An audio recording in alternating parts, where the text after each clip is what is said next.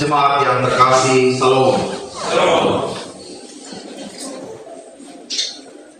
Dia yang memanggil kamu adalah setia.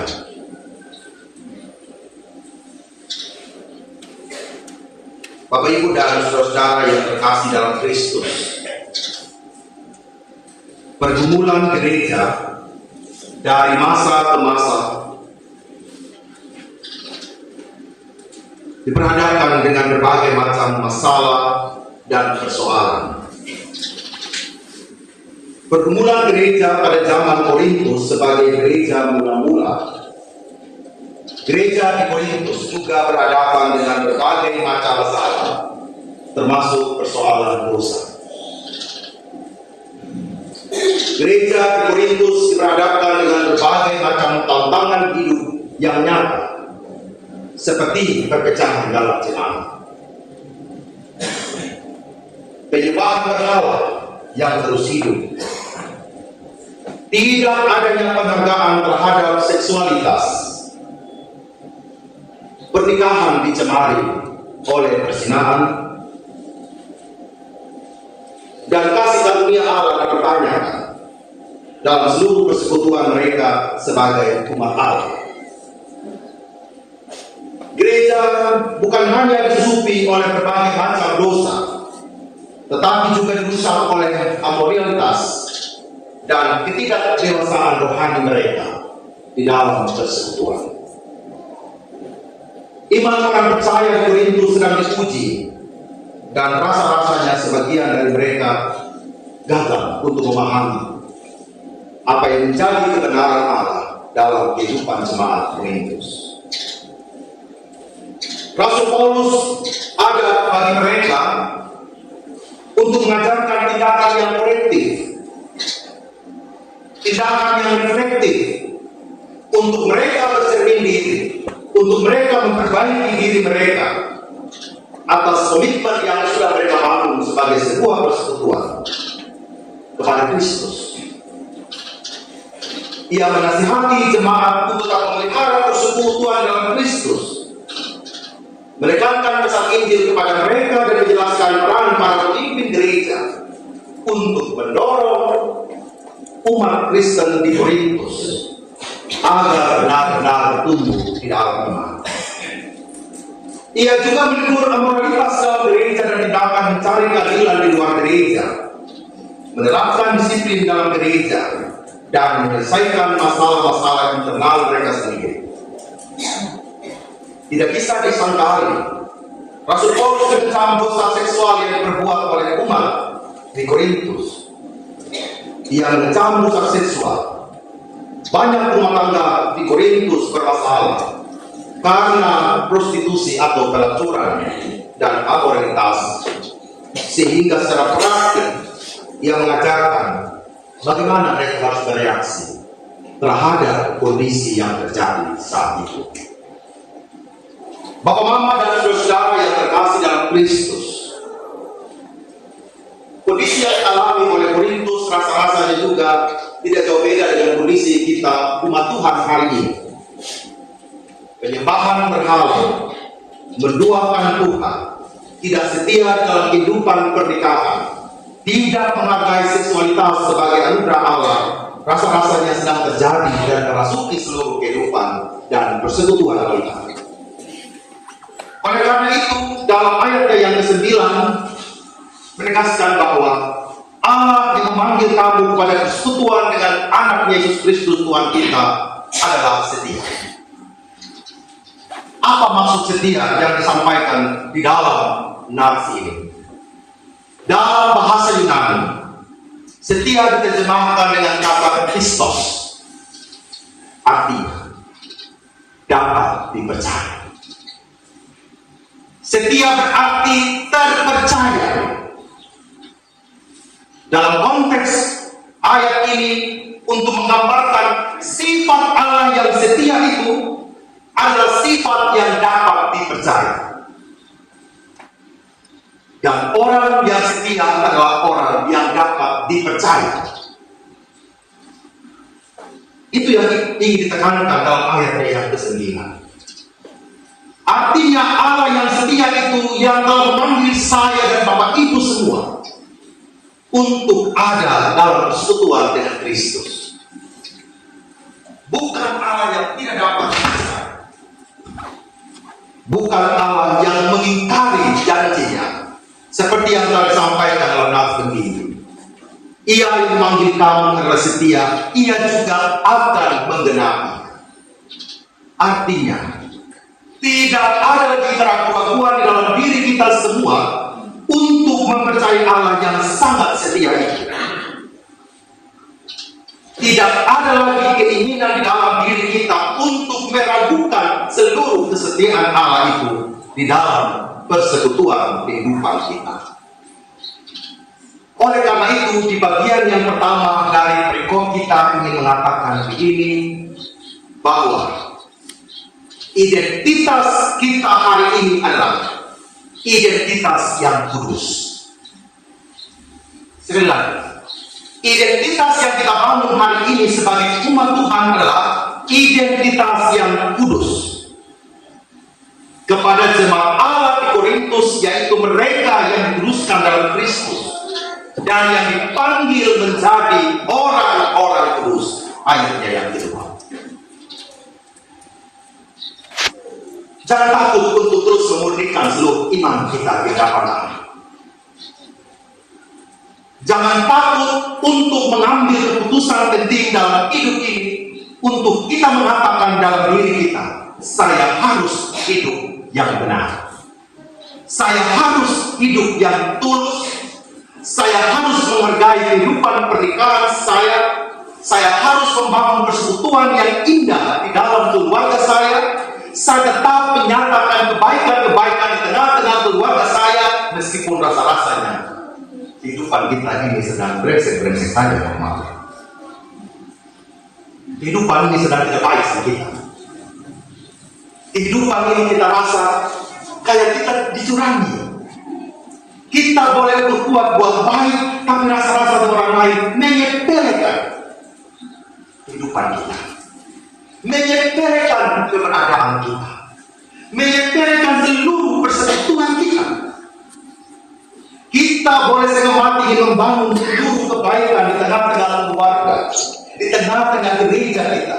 Kita ingin melakukan hal-hal yang positif, tetapi kadang-kala ada yang suka sabotase. Ingin persekutuan itu hancur, keluarga itu hancur. Yang takut apa? Karena Tuhan yang memanggilkan kita untuk hidup kudus dan murni itu adalah setia, terpercaya. Bukan saja untuk dia memberikan berkat kepada kita. Kalau saya hidup baik dan memberikan berkat, tidak apa-apa. Untuk dia tetap menjaga hati kita ini tidak dipengaruhi oleh apapun juga. Tapi mama ya, tidak dipengaruhi oleh apapun juga. Mau badai, angin badai terserah ya. Saya mau setia di dalam persekutuan saya. Saya tetap menyatakan kebaikan itu walaupun orang lain tidak menganggap kebaikan yang saya perbuat. Apakah mudah bermama? Sangat tidak. Dalam hati kita bilang, Tuhan, saya mau setia melakukan apa yang baik seperti yang Tuhan bilang. Tapi aduh Tuhan Yesus, saya punya diri tidak ada yang baik di hadapan suami saya. Saya punya diri tidak ada yang baik di hadapan istri saya. Saya buat baik, tidak ada yang baik dengan keluarga saya. Mama, kalau standar manusia yang kita buat, semuanya tidak jadi, betul tak? Tidak jadi, Mama. Kalau standar manusia yang kita buat dari pagi, semuanya tidur, Mama, betul? Dia bergereja, betul tidak? Tadi malam sudah beda di 2 kali 4 dan tadi itu. Tadi malam saya malam mingguan, Mama. Jadi hati dia bilang gitu ya. Nah. Tidak beda juga. Bangun pagi datang di gereja, tidak mau. Apalagi menyiapkan uang kolektor, gitu kan. Jadi ya kalau kolektor kita tutup itu ya sebenarnya ya antara dua ekspresi hati kita, tapi tidak memberikan no. Ya bukan menyindir sih, mau langsung ini. Jadi kalau lama itu kolektor di story itu sudah Bisa tidak Bapak? Kalau kita begini sendiri, bisa tidak Bapak? Ya, pulang latihan uang, 2.000 pun kita akan begini nah. Jadi majelis tidak butuh begini, ya. Bukan sungguh-sungguh Bapak tentang sikap hati kita untuk memberi. Tidak gampang menjaga kemurnian di dalam Allah. Allah yang bukan main-main. Allah yang dapat dikerjakan. Lalu sikap spiritualitas hidup kita tidak menunjukkan bahwa kita sedang bersedia kepada Allah.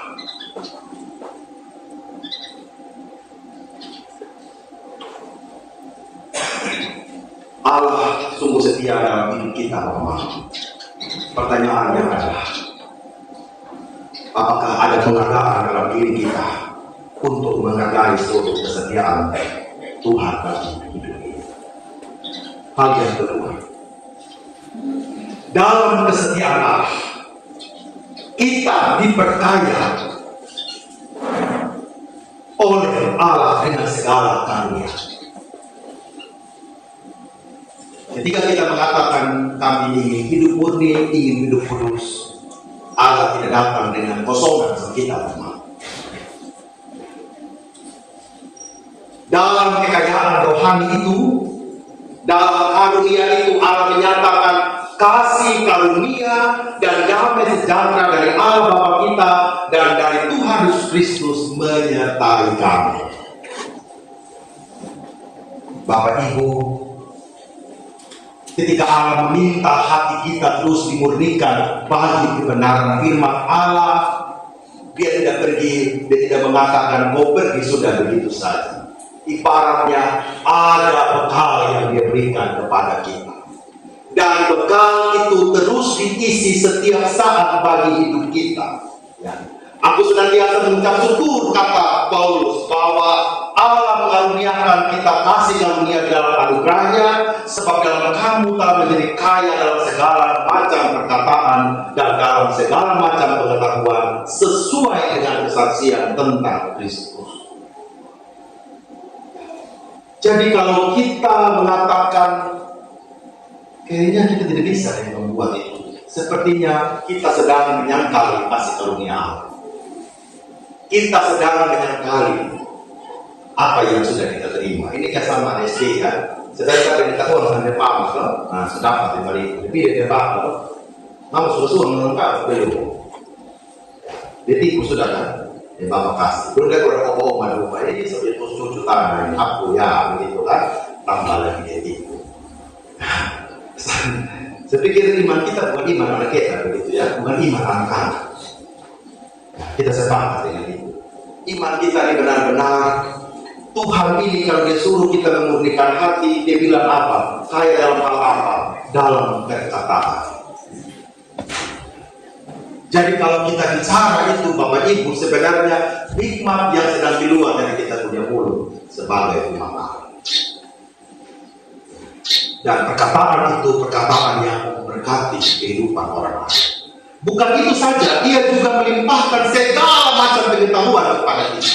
Pengetahuan itu isi juga berbagai macam keterampilan yang diberikan kepada kita. Segala macam keterampilan itu berisi semua talenta-talenta hidup yang Tuhan berikan kepada kita. Jadi kalau kita membangun hidup persekutuan, menyatakan kebaikan-kebaikan, menyatakan kekudusan yang dinyatakan oleh pikiran, perkataan, dan perbuatan kita, itu berarti semuanya itu sedang berasal dari Allah untuk kita lakukan. Pertanyaannya adalah apakah setiap perkataan yang baik itu mau keluar dari mulut bibir kita? Bukan itu saja. Nanti kalau kita bilang perkataan, kalau bilang omong doang, ada kesaksian tentang Kristus. Kesaksian berhubungan dengan perbuatan kita. Kesaksian berhubungan dengan apa tindakan-tindakan yang kita lakukan bagi kehidupan ini yang menyatakan kekayaan Allah itu benar-benar hadir dalam hidup kita sebagai umat yang percaya.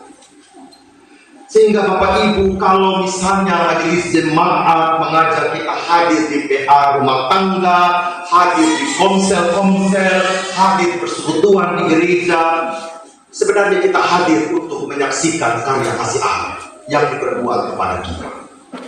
Karena kita masing-masing datang ini Bapak Ibu bukan datang dengan seluruh kesempurnaan hidup, tetapi kita datang dengan kesaksian-kesaksian hidup yang kita peroleh dari berbagai macam pergumulan yang kita lewati. Amin, Bapak. Kita ngomong di PA, kita ngomong di konser, kita ngomong ketemu, puji Tuhan, terima kasih untuk doanya. Meskipun badan saya sakit, tetapi ada kekuatan yang saya rasakan. Meskipun saya tetap menghadapi pergumulan dengan anak dan keluarga saya, tetapi ada kekuatan yang Tuhan berikan kepada saya. Dan Paulus ingin jemaat Korintus itu seperti itu Bapak Ibu.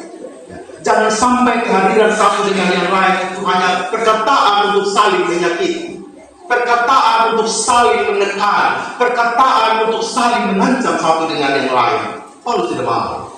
Oleh karena itu dia bilang perkataan Kristus, pengetahuan dari Kristus, kesaksian dari Kristus itu diperlengkapi untuk hidupmu dalam perjumpaan satu dengan yang lain. Kata kuncinya adalah apa yang engkau lakukan itu didasarkan bahwa Allah setia kepada. Bukan di luar konteks ketidaksetiaan, tetapi di dalam kesetiaan yang Tuhan berbuat bagi kehidupan kita semua sebagai orang yang percaya. Bapak Ibu, terakhir yang Paulus ingin katakan, apa yang dikehendaki Tuhan bagi seluruh kehidupan kita sebagai umat Tuhan. Ia juga akan meneguhkan kamu sampai kepada kesudahannya, sehingga kamu tak bercacat pada hari Tuhan kita Yesus Kristus. Pada akhirnya, harapan dan kesediaan Tuhan bagi umat saat ini adalah supaya didapatkan kita tidak bercacat. Pemurnian hidup yang kita lakukan setiap hari, perayaan iman yang kita lakukan melalui pikiran, perkataan, dan kesaksian kita pada akhirnya, supaya kita ada dalam pemulihan. Tuhan tidak mau jemaat Korintus tercabik-cabik. Tuhan tidak mau juga jemaat Membara ini tercabik-cabik oleh kepentingan diri sendiri. Tuhan juga tidak mau keluarga kita ini tercerai-berai hanya oleh karena egois satu dengan yang lain. Ingat kata kuncinya Bapak-Bapak, pemurnian hidup, kekudusan hidup, kesucian hidup yang sedang kita rayakan di hadapan kesetiaan. Oleh karena itu, Bapak-Bapak dan saudara-saudara yang terkasih, apapun yang kita alami hari ini, pergumulan apapun yang kita rasakan dalam memahami seluruh kehendak Tuhan, dalam memahami seluruh kesetiaan Tuhan, ingatlah, dalam semua ruangan pergumulan kita, Tuhan tidak pernah meninggalkan kita. Dalam seluruh ruang pergumulan kita, Tuhan meminta untuk kita menjaga seluruh kemurnian hidup ini. Orang yang jujur, orang yang tulus, orang yang setia, tetap ada dalam penyertaan dan kasih setia Allah. Dalam kesetiaan Allah itu, kita sedang memperluas spiritualitas kapasitas jiwa kita untuk bertumbuh, untuk membangun iman kita bersama dengan Allah. Amin untuk sabda Tuhan. Tuhan memberkati kita. Amin.